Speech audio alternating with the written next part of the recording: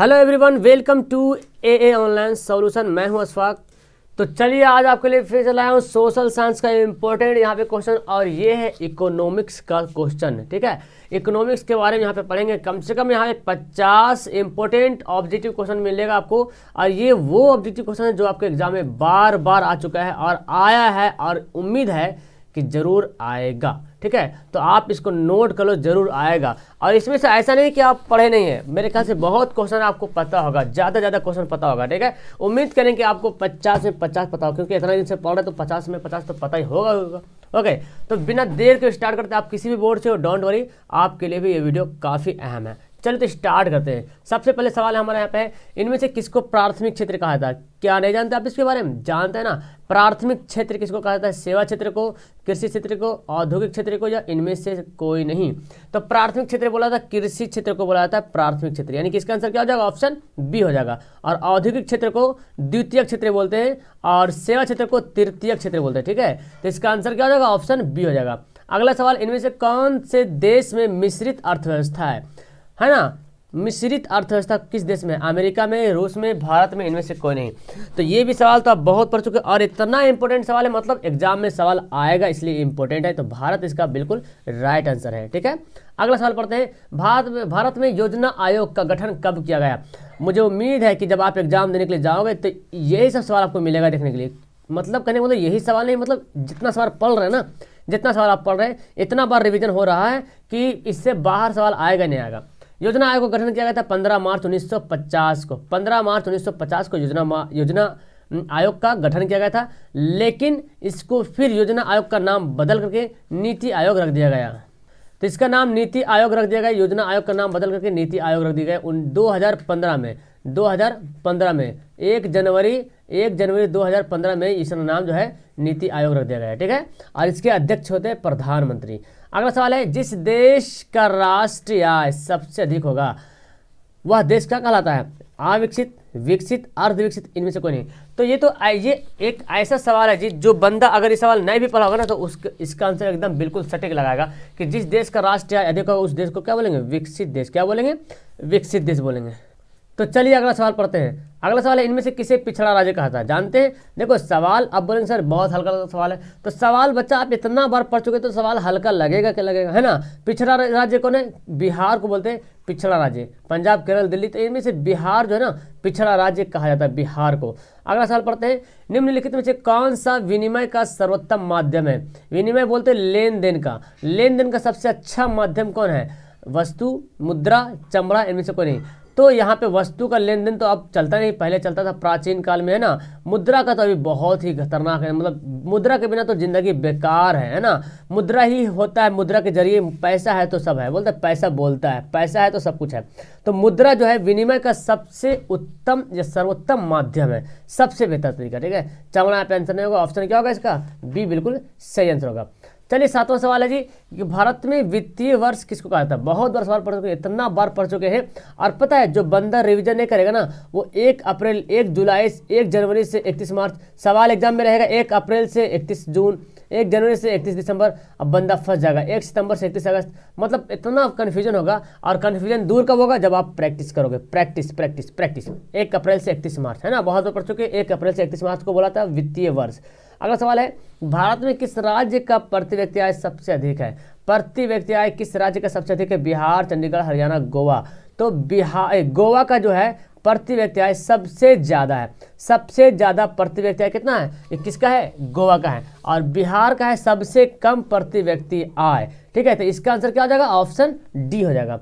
अगला सवाल पढ़ते हैं, बिहार के किस जिले का प्रति व्यक्ति बिहार के किस जिले का प्रति व्यक्ति आय सबसे अधिक है? पटना, गया, शिवहर, नालंदा। तो 9 नंबर का आंसर हो जाएगा पटना। जो है पटना का जो प्रति व्यक्ति आय सबसे अधिक है। बिहार का कौन सा जिला है जहां प्रति व्यक्ति आय सबसे अधिक है? तो पटना होगा। ठीक है, चलिए अगला सवाल बोलते हैं, इनमें से किसे पिछड़ा राज्य कहा जाता है? फिर से एक बार सवाल ये रिपीट हो चुका है। चलिए, तो आपको पता है पिछड़ा राज्य बिहार को बोला गया पिछड़ा राज्य। ओके, 11वां सवाल है, राष्ट्रीय आय में सम्मिलित है घरेलू उद्योगों की आय, विदेशों से प्राप्त आय, दोनों, इनमें से कोई नहीं। राष्ट्रीय आय, तो राष्ट्रीय आय में ना घरेलू उद्योगों की आय और विदेशों से प्राप्त आय, यानी कि टोटल क्या कहलाएगा? राष्ट्रीय आय। विदेशों से, यानी कि विदेश से जो दूसरे देश से जो व्यापार वगैरह हो रहा है उससे जो इनकम हो रहा है ना, वो भी अर्निंग जो हो रहा, वो भी आय इनकम हो रहा, वो सब के सब राष्ट्रीय आय में सम्मिलित है, यानी कि इसका आंसर होगा ऑप्शन सी। अगला बोलता है कि 2013-14 में भारत की प्रति व्यक्ति आय क्या थी? 41.964 रुपीज़, 49.489 रुपीज़ या 80.388 रुपीज़, 60.822 रुपीज़। 2013 से 14 में भारत की प्रति व्यक्ति आय कितनी? भारत की, तो इसका आंसर होगा 80.38, यानी कि 80 रुपया 388 यानी कि 80.388 रुपया। ठीक है, ये भारत का हो जाएगा 2013 से 2014 के बीच। अगला सवाल है, भारत के गरीब राज्यों में से कौन सा राज्य सम्मिलित है? मतलब सवाल जो है ना घुमा कर दिया गया है, भारत के गरीब राज्यों में से कौन सा राज्य सम्मिलित है? बिहार, झारखंड, सभी या उड़ीसा? तो इस प्रश्न का आंसर होगा इनमें से सभी। ठीक है, अब देखो बंदा बोलेंगे सर झारखंड के बारे में क्यों बोल रहे हैं, तो देखो बिहार तो आता है बीमारू राज्य, आपको पता है बीमारू राज्य कौन आता है? बिहार आता है, उड़ीसा भी आता है बीमारू राज्य में, उड़ीसा भी आता है बीमारू। बीमारू का मतलब ये मत समझना कि बीमार सब पड़ता है, ऐसा बात नहीं है। ठीक है, बीमारू का मतलब ये नहीं कि सब बीमार पड़ता है, बीमारू जब मतलब सबसे गरीब राज्य है, उड़ीसा भी आता है। तो अब इस ऑप्शन में देखा जाए तो झारखंड भी यहाँ पे साथ में आ जाएगा और फिर आंसर क्या होगा इसका? डी। सवाल आया हुआ एग्जाम में। ठीक है, चलिए अगला सवाल पढ़ते हैं कि दादा भाई नौरोजी ने सबसे पहले राष्ट्रीय आय का अनुमान कब लगाया था?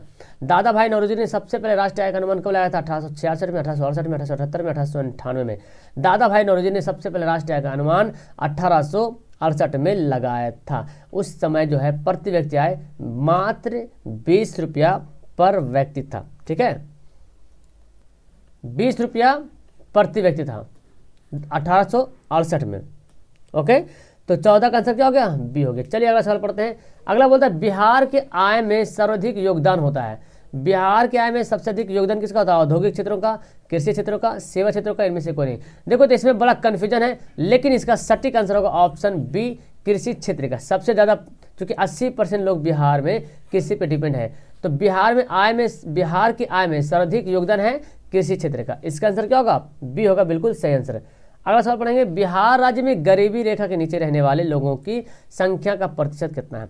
बिहार राज्य में गरीबी रेखा, जिसको बीपीएल बोलते हैं ना, बीपीएल, बिलो बीपीएल, तो यहाँ पे बोला जा रहा, इसको बोलते हैं बिलो पॉवर्टी लाइन बोलेंगे इंग्लिश में, बिलो पॉवर्टी लाइन मतलब गरीबी रेखा के नीचे, बिलो पॉवर्टी लाइन। तो गरीबी रेखा के नीचे रहने वाले लोगों की संख्या कितनी है? तो ऑप्शन देख रहे हैं यहाँ पे परसेंट दिया हुआ परसेंट में, तो इसका आंसर ए होगा 41.4%। ठीक है, 41.4%, यानी कि आंसर क्या होगा? ए होगा। चलिए बोलते हैं केंद्रीय सांख्यिकी संगठन की स्थापना कब की गई? CSO। ठीक है, केंद्रीय सांख्यिकी संगठन की स्थापना कब की गई? तो 1951 में, 1950 में, 1969 में, इनमें से कोई नहीं। तो इसका आंसर होगा 1951 में। केंद्रीय सांख्यिकी संगठन की स्थापना 1951 में की गई थी। अगला प्रश्न पढ़ते हैं, poverty and un British rule in India. Poverty and un British rule in India किसकी रचना है? Professor Keynes, professor PC Mahalanobis, professor Jones, Dadabhai Naoroji. तो poverty and un British rule India की जो लेखक है वो है दादा भाई नौरोजी। ठीक है, दादा भाई नौरोजी। अगला सवाल पढ़ते हैं जी, आधुनिक युग की प्रगति का श्रेय किसको बोला गया? आधुनिक युग का लेन देन, मुद्रा, शाख या वस्तु विनिमय। तो आधुनिक युग का जो प्रगति का जो श्रेय है वो है मुद्रा, यानी कि आधुनिक युग अगर प्रगति पे हुआ है तो वो सब के सब उसका जो श्रेय जाता है, एजाज जाता है, वो सिर्फ और सिर्फ मुद्रा का। ठीक है, तो 19 का आंसर क्या हो जाएगा? Option B. अगला सवाल है, इनमें से शाख पात्र के अंतर्गत कौन आता है? शाख पत्र होते हैं, तो इसके अंतर्गत कौन आता है? चेक, बैंक ड्राफ्ट, चेक, यात्री चेक, इनमें से सभी। शाख के अंतर्गत आता है इनमें से सभी। ठीक है, शाख के अंतर्गत कौन आता है? इनमें से सभी। चेक भी आता है, बैंक ड्राफ्ट भी आता है, यात्री चेक, इनमें से सभी। इसका आंसर होगा ऑप्शन डी। अगला सवाल पढ़ेंगे कि आय एवं उपभोग के अंतर को क्या कहते हैं? यानी कि आय मतलब इनकम, आय मतलब इनकम, और उपभोग का मतलब जो हम खर्च कर रहे हैं। तो आप कमाएं 20 रुपया, खर्च करिए 10 रुपये, तो क्या हो गया? अब बचेगा आपके पास 10 रुपये, तो उसको बोलते हैं क्या? अंतर। लिखो, अंतर मतलब घटा दिए, तो बचत बोलते हैं। क्या बोलते हैं उसको? बचत बोलते हैं।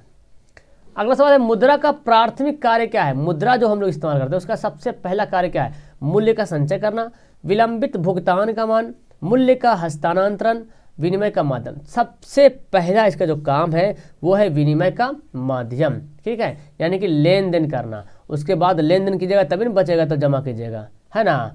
तब तो विलंबित भुगतान कीजिएगा, जब आप कर्जा लीजिएगा तब तो पहला काम क्या है, लेन देन करना। ठीक है, अगला सवाल पढ़ते हैं। प्राचीन युग में विनिमय की कौन सी प्रथा चली थी? प्राचीन युग में विनिमय मतलब लेन देन की, वस्तु विनिमय या मौद्रिक विनिमय या दोनों, इनमें से कोई नहीं। तो बंदा देखता है दोनों जिसमें होता है वही सही होता है, लेकिन कभी कभी ये भी गलत हो जाता है। तो मौद्रिक विनिमय तो मुद्रा तो पहले था नहीं, वस्तु विनिमय ज़्यादा प्रचलित थी। वस्तु विनिमय मतलब हम दिए गेहूं तो वो दे दिया हमको चावल, है ना। हम दिए गाय तो वो दे दिया हमको बकरी, हम दिए गाय तो वो हमको खेत दे दिया, मतलब कुछ भी, धान दे दिए तो आटा हमको मिल गया। इस तरह से वस्तु विनिमय होता था पहले के प्राचीन युग में, ये प्रचलित थी। अगला सवाल पढ़ते हैं, साख के मुख्य आधार क्या है? साख ऋण की राशि, समय, व्यक्ति का चरित्र, तीनों। तो यहाँ पे एक साख साख साख बहुत बार आ रहा। तो साख के मतलब पता क्या होता है? साख के मतलब होता है विश्वास, बिलीव, मतलब किसी पे विश्वास है तभी हम ऋण उसको दे सकते हैं। और उसके लिए हमको समय का भी बॉन्डिंग करना पड़ता है कि 2 महीने के बाद हमको दे देना भाई, उम्मीद है, उससे उम्मीद लगाएंगे कि हाँ ये बंदा 2 महीने बाद हमको दे देगा, इस तभी हम उसको पैसा देते हैं ना। व्यक्ति का चरित्र भी देखते हैं कि व्यक्ति का चरित्र कैसा है। बैंक से पैसा लाने जाइए तो ये सब देखेगा, आपका कैरेक्टर देखेगा, आपको टाइमिंग देगा, कितना टाइम में देखेगा ये आप दे सकते हैं कि नहीं दे सकते। ऋण की राशि आपको कितना दिया चाहिए, कितना आप पेड कर सकते हैं, कितनी सलाहियत है लेने के लिए कर्ज, तो ये सब देखता तब आपको देता है। यानी कि इसका आंसर क्या हो जाएगा? Option D. अगला बोलता है शेयर बाजार की नियामक संस्था कौन है? शेयर बाजार की नियामक संस्था SIDBI, SEBI, RBI, stock exchange. तो बहुत बार पढ़ चुके हैं, सेबी जो है, ठीक है, शेयर बाजार की नियामक संस्था है। Security and exchange board of India, ठीक है, security and exchange board of India इसका फुल फॉर्म है, और इसका मुख्यालय है मुंबई में। ओके, चलिए तो अगला सवाल पढ़ते हैं। अब देखो पता है बंदा यहाँ पे कन्फ्यूजन कब होता है, जब रिवीजन नहीं करता ना, तो सिडबी और सेबी में बड़ा कन्फ्यूजन होता है, सिडबी था कि सेबी था, मतलब। और ये कारण क्या है? नहीं रिवीजन करने का कारण, पढ़ने से नहीं होगा, रिवीजन करने से होगा। भारत की वित्तीय राजधानी किस शहर को कहता है? किस शहर को भारत को वित्तीय राजधानी कहता है? तो पता है मुंबई को भारत के वित्तीय राजधानी कहते हैं, ठीक है। इसका आंसर क्या होगा? ऑप्शन ए होगा, क्योंकि यहाँ पे सेबी है, बहुत सारा मतलब विश्व बाजार यहाँ पे लगता है करके, इसलिए इसको वित्तीय राजधानी बोला जाता है। अगला है भारत का केंद्रीय बैंक का नाम बताइए। केंद्रीय बैंक मतलब central bank, reserve bank of India, state bank of India, क्षेत्रीय ग्रामीण बैंक, पंजाब नेशनल बैंक। तो भारत का जो केंद्रीय बैंक है reserve bank of India, option क्या होगा? ए सही होगा। 1 अप्रैल 1935 में इसकी स्थापना हुई थी। इसका राष्ट्रीयकरण होता है 1949 को। इसका मुख्यालय कहाँ है? आपको पता है मुंबई में इसका जो है मुख्यालय है, ठीक है। चलिए अगला सवाल पढ़ते हैं। व्यावसायिक बैंकों का सबसे पहले राष्ट्रीयकरण कब होता है? व्यावसायिक बैंकों का सबसे पहले राष्ट्रीयकरण कब किया गया था? 1966, 1980, 1969, 1975। व्यावसायिक बैंकों का सबसे पहले राष्ट्रीयकरण किया गया था 1969 में, जिसमें कुल 14 बैंक थे, ठीक है, 1969 में, ठीक है। तो व्यावसायिक बैंकों का सबसे पहले राष्ट्रीयकरण किया गया था 1914 में। अगला सवाल पढ़ते हैं कि प्रत्यक्ष कर के अंतर्गत निम्न से किसे शामिल किया गया है? प्रत्यक्ष मतलब डायरेक्ट कर, मतलब हम जो हमसे जो टैक्स ले जाएगा डायरेक्ट जाएगा सेंट्रल के पास जाएगा, उसको बोलते हैं प्रत्यक्ष कर। वो है आयकर। कौन है? आयकर जो इनकम टैक्स इसको बोलते हैं, इनकम टैक्स। तो प्रत्यक्ष कर के अंतर्गत निम्न से किसे शामिल किया गया है? इनकम टैक्स को, आयकर को। अगला सवाल पढ़ते हैं, वित्तीय संस्थाओं में किन संस्थाओं को सम्मिलित किया गया है? वित्तीय संस्थाओं में किन संस्थाओं को सम्मिलित किया गया है? व्यावसायिक बैंक, सहकारी साख समितियां, बीमा कंपनियां, इनमें से सभी। वित्तीय के मतलब क्या समझते हैं? जिससे हमको पैसा का काम चलता है, वित्तीय संस्थाओं, जिस संस्थाओं में पैसा का काम चलता है। तो व्यावसायिक बैंक में पैसा का काम होता है, सहकारी साख समितियां, यहाँ भी पैसा का, बीमा कंपनी, ये भी क्या है? सब पैसा भी डिपेंड है, यानी कि इसका आंसर क्या होगा? डी होगा। सब में पैसा का ही काम धाम चल रहा है, ठीक है। अगला है, इनमें से कौन एशिया का सबसे पुराना शेयर बाजार है? मुंबई, कानपुर, पटना, दिल्ली। तो सबसे पुराना एशिया का सबसे पुराना शेयर बाजार है वो है मुंबई, यानी कि इसका आंसर क्या होगा? ऑप्शन ए होगा। अगला सवाल है, भारत के कितने राष्ट्रीय बैंक, भारत में कितने राष्ट्रीयकृत बैंक है या राष्ट्रीय बैंक कितने हैं? 14, 9, 19, 21, 27। तो भारत में टोटल जो है 19 जो है राष्ट्रीय बैंक है, नेशनल बैंक है। ओके, अगला सवाल पढ़ते हैं, भारतीय रिजर्व बैंक की स्थापना किस वर्ष हुई? तो मैं आपको इसके बारे में जिक्र में कर चुका हूँ कि भारतीय रिजर्व बैंक की स्थापना 1935 में हुई थी, 1 अप्रैल 1935। इसीलिए हर साल 1 अप्रैल से 31 मार्च जो है ना वित्तीय वर्ष मनाया था। अब वित्तीय वर्ष में कन्फ्यूजन नहीं करना, आपको भारतीय रिजर्व बैंक की स्थापना डेट याद रखना है कि 1 अप्रैल 1935 को स्थापना हुई थी। तो 1 ही अप्रैल से शुरू होगा, और 1 अप्रैल से शुरू होगा तो अगला महीना मतलब 12 साल कब होगा, तो 31 मार्च जब होगा तो 1 अप्रैल से 31 मार्च तो 1 साल हुआ ना। ओके, अगला सवाल पढ़ते हैं। मानव पूंजी के प्रमुख घटक कौन है? ज्ञान, कौशल, अनुभव, इनमें से सभी। तो मानव पूंजी, अगर मानव पूंजी जमा करना चाहता है तो उसके पास ज्ञान भी होना चाहिए, कौशल भी होना चाहिए, अनुभव होना चाहिए। यानी कि पता चला क्या कि सभी कुछ उसमें होना जरूरी है। मानव पूंजी के प्रमुख घटक है ये। अगला है, इनमें से कौन सरकारी सेवा के अंतर्गत शामिल किया गया है? इनमें से किसको जो है सरकारी सेवा के अंतर्गत शामिल किया गया है? रेल, सैन्य सेवा, रेलवे, इनमें से दोनों कोई नहीं। तो सेना लोग होता है जो ना, सेना देखेंगे पुलिस वगैरह, सेना जो होता है, सेना वो होता है सेंट्रल होता है, जैसे आर्मी हो गया, एयरफोर्स हो गया, ये सब क्या हो गया? सेंट्रल हो गया। रेलवे भी क्या है? सेंट्रल है, इसको बोलते हैं सरकारी। तो ये सरकारी सेवा, यानी कि आंसर क्या हो गया? ऑप्शन सी इसका बिल्कुल सही हो गया। चलिए बोलते हैं आर्थिक विकास का तीसरा क्षेत्र क्या है? तो मैं अभी बता चुका, प्रथम, द्वितीय, तृतीय सब बता चुका हूँ। तो तीसरा क्षेत्र क्या हो जाएगा? सेवा क्षेत्र। सेवा क्षेत्र जो है वो तृतीय क्षेत्र है। शिक्षा क्षेत्र तो अलग, कृषि क्षेत्र क्या है? प्रथम क्षेत्र यहाँ पे। ओके, तो इसका आंसर क्या हो जाएगा? ऑप्शन डी हो जाएगा। अगला सवाल पढ़ते हैं, जवाहर रोजगार योजना की शुरुआत कब की गई थी? 1980 में, 1989 में, 1988 में, 1983 में। जवाहर रोजगार योजना की शुरुआत कब की गई थी? 1989 में। ठीक है, याद रखेंगे, जवाहर रोजगार योजना की शुरुआत 1989 में की गई थी। तो अब चलिए अगला सवाल पढ़ते हैं। अगला सवाल देखिए क्या बोलता है। अगला सवाल यहाँ पे है, महाराष्ट्रीय ग्रामीण रोजगार गारंटी योजना किस महापुरुष के नाम पर है? तो राष्ट्रीय ग्रामीण रोजगार गारंटी योजना वो है महात्मा गांधी जैसे महापुरुष के नाम से ये है, और ये इसको मनरेगा बोला गया। क्या बोला गया? पहले था नरेगा, था पहले नरेगा नाम था।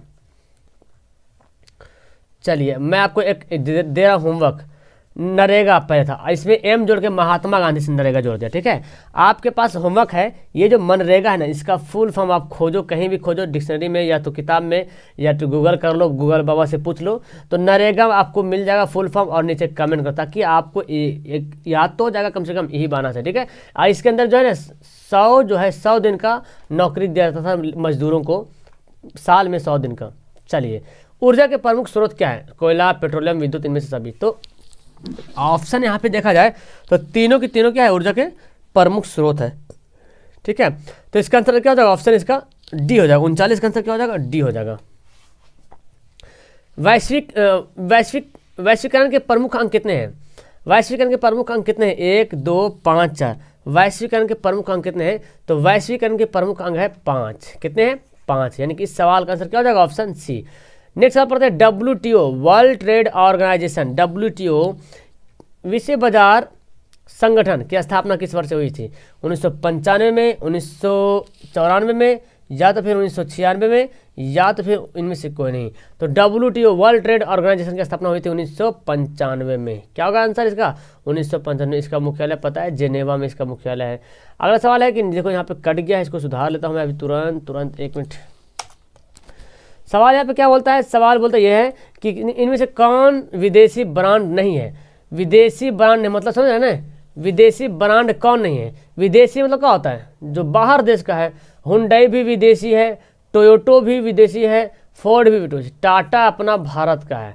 ठीक है, और इसको आप ऐसे ही बोल सकते हैं जो भारतीय, क्या बोलते हैं इसको? भारतीय। तो सवाल कभी कभी ये आता है कि इनमें से कौन भारतीय बहुराष्ट्र कंपनी है? तो बहुराष्ट्र कंपनी फिर टाटा भी हो, यहाँ पे आंसर हो जाएगा। ठीक है, चलिए अगला सवाल पढ़ते हैं, इनमें से कौन बहुराष्ट्र कंपनी नहीं है? लीजिए, इनमें से कौन जो है बहुराष्ट्र कंपनी नहीं है? तो फोर्ड मोटर्स तो बहुराष्ट्र कंपनी नहीं है। बहुराष्ट्र कंपनी बोलता है जो कंपनी अपने देश में व्यापार तो कर ही रहा है, साथ साथ दूसरे देशों में भी व्यापार करता हो, उसको बोलेंगे बहुराष्ट्र कंपनी। तो फोर्ड मोटर्स तो बाहर में भी है लेकिन इंडिया में चल रहा है, सिंपल सी बात है। सैमसंग तो आपके हाथों हाथ में है। कोका कोला भी बाहर का है। संतोष जो है भारत का है और भारत में ही इसका व्यापार होता है, भारत से बाहर इसका व्यापार नहीं होता। ठीक है, चलिए अगला सवाल पढ़ते हैं, आर्थिक सुधार मतलब नई आर्थिक नीति की क्या विशेषता है? न उदारीकरण, निजीकरण, वैश्वीकरण या इनमें से सभी। तो आर्थिक सुधार यानी कि नई आर्थिक नीति का जो विशेषता है यहाँ पे इनमें से क्या हो जाएगा, सभी हो जाएगा। अगला है, इनमें से कौन भारतीय बहुराष्ट्र कंपनी है, इनमें से कौन भारतीय बहुराष्ट्र कंपनी है, नोकिया, डाबर, सैमसंग, इनमें से कौन है भारतीय बहुराष्ट्र कंपनी, मतलब भारत की। तो नोकिया तो भारत की है नहीं, डाबर तो भारत की है, सैमसंग क्या हो गया, सैमसंग तो भारत है, तो क्या हो गया भारतीय बहुराष्ट्र कंपनी कौन है, डाबर है भारत की कंपनी, और बहुराष्ट्र कंपनी भी है, मतलब दूसरे देश में भी व्यापार करता है भारत की, और लेकिन दूसरे देश में भी व्यापार करता है। तो आंसर क्या हो जाएगा, बी हो जाएगा। विश्व व्यापार संगठन का मुख्यालय कहाँ है, तो अभी हम बात कर रहे थे इसके बारे में। विश्व व्यापार संगठन यानी कि WTO का मुख्यालय कहाँ है, जिनेवा में है, ठीक है। इसका आंसर क्या हो जाएगा, ऑप्शन ए हो जाएगा। उपभोक्ता अधिकार दिवस कब मनाया जाता है, बहुत दो सवाल पढ़ चुके हैं। उपभोक्ता अधिकार दिवस 17 मार्च, 15 मार्च, 19 अप्रैल, 22 मार्च, तो 15 मार्च को उपभोक्ता अधिकार दिवस मनाया जाता है। अगला है, भारत में सूचना का अधिकार अधिनियम किस वर्ष पारित हुआ, बहुत भी आए सवाल। अब मेरे ख्याल से इस सवाल को जो बंदा एक बार पढ़ लेगा ना वो दोबारा भूलेगा नहीं, लेकिन यहाँ पे मुझे बार बार आने का मतलब ये हो रहा कि आपके माइंड में सेट हो जाए, कहीं ऐसा ना हो यहाँ पे पढ़ रहे हैं एग्जाम में जाकर के 2006 2004 लगा दो, हड़बड़ा में गड़बड़ करते। और गड़बड़ पता कैसे होगा, रंगने में होगा। मान लीजिए आंसर एक नंबर सवाल में ABCD है, आप सवाल देख रहे हो आगे पीछे रंगने की, इसका तो रंग दिए, इसका मामला गड़बड़ हो जाएगा, ठीक है। B रंग तो C रंग दिए, C रंग तो A रंग दिए, तो ऐसे मत करना। तो सवाल को पहले अच्छे से पढ़ लेना, उसके बाद फिर रंगना। उपभोक्ता के शोषण के प्रमुख प्रकार क्या है, उपभोक्ता के शोषण के प्रमुख प्रकार, मिलावट, भ्रामक प्रचार, मापतल की कमी, इनमें से सभी।